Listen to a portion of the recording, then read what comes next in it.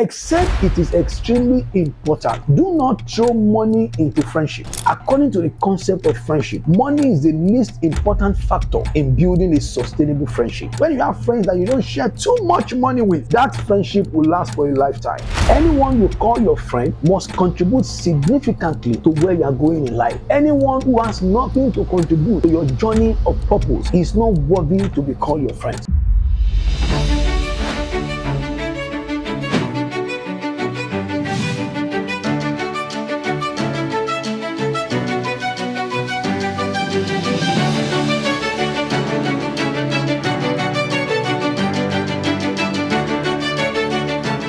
Welcome to today's episode of Relationship Clinic with Pastor Bode Thomas. Today we'll be looking at a very sensitive topic which I consider of great importance for you, anyone who is desiring to be successful in life, who want to get to the point of excellence in life, must consider, and that is the concept of friendship. Who is a friend to you? The Bible says there are friends that are still closer than a brother. A lot of people believe strongly in the bond of brotherhood, but I must tell you for a fact that the people that have helped me the most in my life are not bloody related to me. In fact, most people that are bloody related to you will at one point or the other in your life break your heart. Where you are connected to rich uncles and rich aunties, but that is not what's going to guarantee your success. What is friendship, and who is a friend to you? Who is that kind of person that will stick closer to you than a brother? Who is that kind of person that will be there for you through thick and thin of life? Who is that kind of person who will not judge you at the weakest point in your life? That's the concept of a friend. We build friendship primarily for three purposes. The first purpose is for vision accomplishment. Anyone you call your friend must contribute significantly to where you are going in life. Anyone who has nothing to contribute to your journey of purpose is not worthy to be called your friend. We don't build friendship by sentiment. You don't build friendship because you have some emotional attachment with someone. No, the reason why we build friendship is for purpose sake. What does this person have that can contribute to my journey of excellence? And you must ensure that it is a symbiotic relationship, because if it is parasitic, it means that you are either using someone as a friend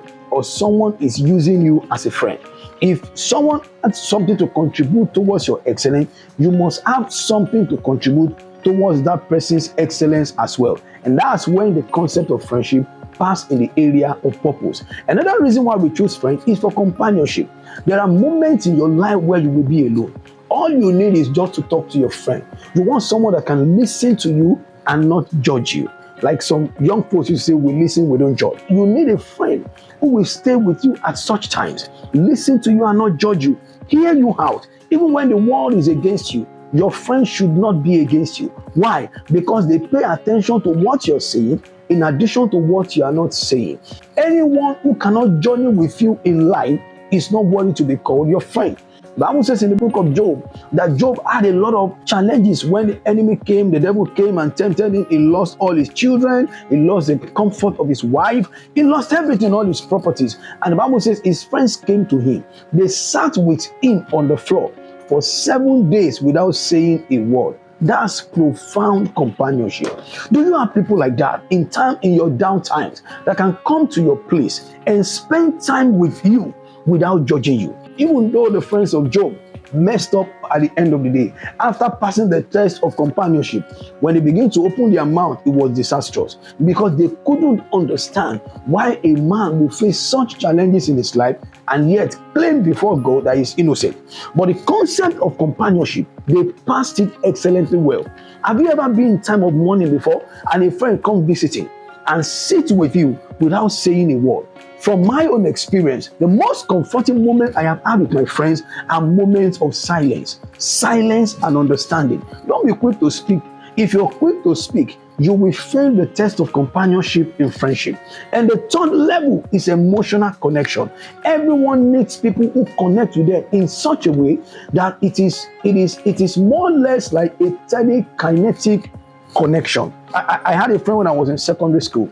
We were so connected together that when he tells a lie about a certain matter, I know the kind of lie my friend must have told, and I will tell exactly the same without communication. That's an emotional connection. I'm not saying it is justifiable to tell a lie to cover up for your friend. No, I'm saying that you must build a form of emotional connection so much that a lot will be understood without speaking. That's the concept of friendship. But a lot of people in our generation have streamlined and have narrowed down the concept of friendship to personal benefit. Whatever they can gain from friendship is what they are interested in. That's where you hear people talk about money. Oh, that guy has a lot of money. If you are close to him, he can help you financially and all of that and all of that. Normally, according to the concept of friendship, money is the least important factor in building a sustainable friendship. If you want your friendship to last a lifetime, then money must never be important, both to you and to the person you call your friend. Because money in itself limits the standard of friendship.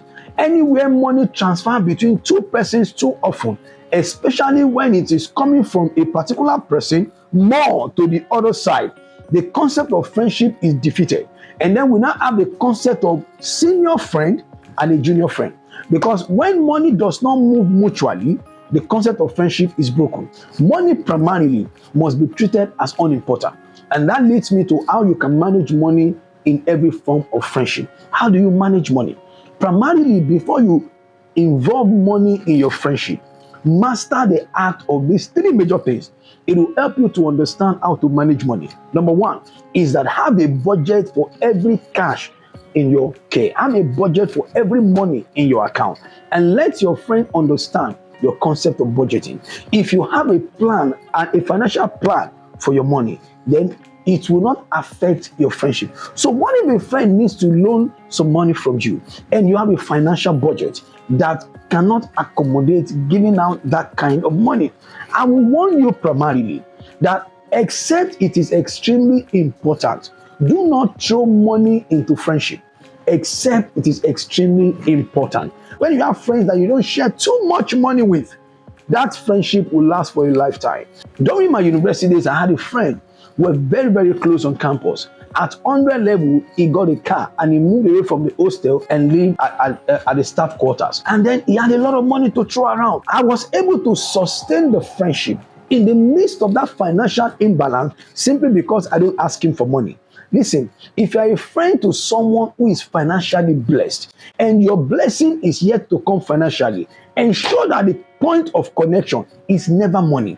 If you don't ask people for money, they will feel more comfortable around you. But the moment you turn yourself to financial parasite, everyone, including those who genuinely love you, will start to avoid you. So the first thing you must establish in every long-lasting friendship is that never carry your lack on your face. Never allow your friends to always be the one to show up for you financially. Step up, remove all of those barriers from your life and determine to be financially independent. When you do that, even though your friend knows you need financial support, if you do not go to them and ask every time, if they suggest it, 3 out of 5 times reject it and accept 2. By doing that, you're building a sense of value. You're letting your friends know that the reason why you are connected to them is not because of their financial blessing, but simply because you care about them and you're joining to a place. Now, when this is properly put in place, it will also permeate your relationship with an opposite sex. If you have this mindset about friendship, you won't get into a relationship because you are looking for money. A lot of ladies in our generation, and this I say with utmost humility, an apology to every woman that might be offended. You are not getting into a relationship because you are broke. You're getting into a relationship because you want to get married. Any man who gets into a relationship with a lady and the point of transaction is always financial will never respect you. A man who gives you money for sex will never think you as a wife material. And if you're in a relationship and your goal is to ensure that you collect money from the man, that man does not love you. That man is using you. For you to set a balanced relationship between an opposite sex, money must not be a transactional value. Mark my words, whether you are a woman or a man, you must not exchange money too much, even in a relationship that is going to lead to marriage. If you do, the value of that relationship will be solely based on finance, and your true value will be lost in transit. If you truly want to enjoy friendship, you want to enjoy relationship, the weight of money in relationship must be reduced. Somebody is saying somewhere at the back of his mind, see that's how men used to say when they are stingy, they don't want women to ask them for money. Well, we are also not going to give them sex. Who who is asking for sex. Sexual intimacy between a man and a woman in exchange for money is simply called prostitution. No matter what you define it to be, it is pure and applied prostitution. If you want to exchange sexual favor in a relationship, don't let it be at the expense of money or promotion at the workplace. You are simply into prostitution. If you're dating a man, if he gives you money, give him money. If he buys you things, buys him things. That's the only way to sustain your value in that relationship. You are not in a relationship because you're broke. You're in a relationship because you want a lifetime partner. Once this is established in every relationship, there will be less trouble in relationship. There is nothing wrong in telling your friend, sorry, I cannot help you financially at this time because I'm involved in so many projects and all of that. If you say that to a friend and they become offended, it means they were not truly your friend. Anyone you say no to for their financial help and they turn against you, they are not truly friends. I have had people walk out of my life simply because they thought that the money they felt I should give them, I didn't give them. And that didn't make me feel sad about it. If you walk out of my life because I cannot financially help you, you were never in my life in the first place for the true essence of it. You are just there for the benefit. You are like a parasite that I should be grateful to God that you are gone out of my life. I have friends who are way richer than me as a minister of God, and I do not take advantage of their wealth to convert it to a means to exploit them. No, I respect the financial blessing over their life without envy or strife. I honor the grace of God upon their life. And nevertheless, I do not throw my lack or whatever I do not have around them so that they can feel obligated or feel indebted and feel sad that they are not helping me. Not at all. A lot of people are hanging around your life now. They are not your friends. They are just there because you have money. And you're not wise enough to understand. You want to please everybody by giving them money. That's not the way to live your life. What if a day comes that you don't have money to give? Then the moment that day comes, the value you think you have will completely cease. If you truly want to know the people that are around you, you want to know the true people, true friends that you have, close your purse. Stop transferring money. If the loyalty you have among your friends is simply because financial transaction is involved, you are indeed a miserable person.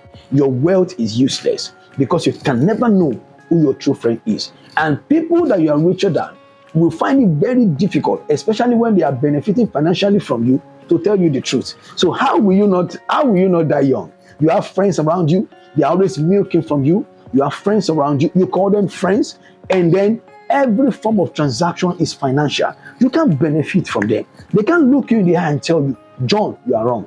Pule, I don't like what you just said. Pule, you are too proud. Can you apologize to this person? The people who could say that to you in your life, they are your true friends. Those who are not after your purse, but are after your well-being in life. As you journey through life, understand the fundamental principle of life.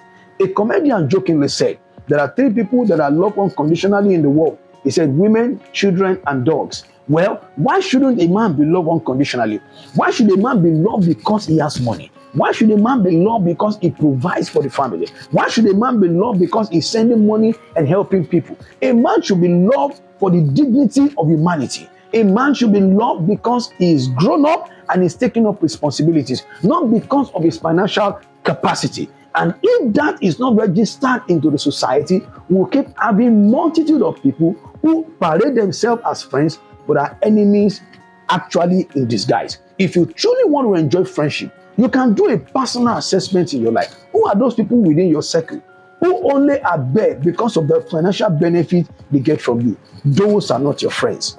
If you want to really get who your true friends are, close your purse, close your wallet, and begin to look at other values that connect you together. In a very short while, you will realize who are truly your friends. I call you blessed as you listen to this podcast.